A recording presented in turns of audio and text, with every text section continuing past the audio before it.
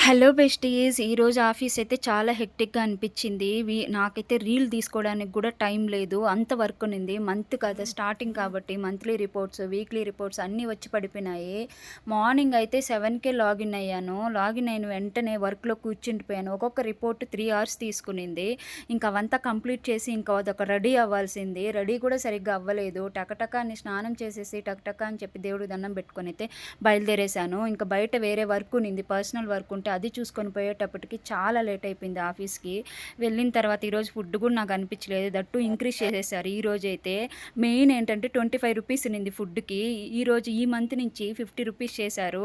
ఇంక నాకైతే పిచ్చ కోపం వచ్చింది. ఏంది ఇలా ఇంక్రీజ్ చేశారు అని చెప్పి. చాలా హెక్టిక్‌గా అనిపించింది. మీటింగ్స్, క్లయింట్ మీటింగ్స్ చాలా ఉన్నాయి. ఇంకా ఫ్రెండ్స్‌తో కూడా అంతగా స్పెండ్ చేయలేకపోయాను. వర్క్ ఈరోజైతే.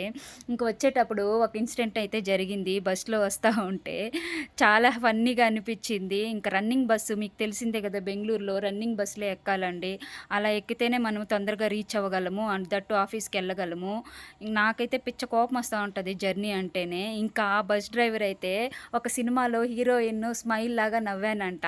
అదే ఈరోజు నాకొచ్చిన బెస్ట్ కాంప్లిమెంట్ ఔటర్స్ నుంచి. హ్యాపీ